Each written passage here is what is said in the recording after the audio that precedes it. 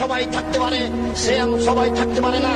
সূর্য ওঠার পূর্ব থেকে ফজরের আজান থেকে নিয়ে সূর্য ডুবা পর্যন্ত খাওয়া পান করা যাবতীয় অপছন্দ কথা ও কর্ম থেকে বিরত থাকার নাম হচ্ছে সিয়াম। মাথায় কাপড় না দিয়ে একটা মহিলা রোজা থাকতে পারে, সিয়াম থাকতে পারে না। যাবতীয় অপছন্দ কথা ও কর্ম থেকে বিরত থাকার নাম হচ্ছে সিয়াম। একজন মহিলা ছোট ব্লাউজ পরে রোজা থাকতে পারে, সিয়াম থাকতে পারে না। একজন ব্যবসায়ী মিথ্যা কথা বলে ব্যবসা করে রোজা থাকতে পারে, সিয়াম থাকতে পারে না।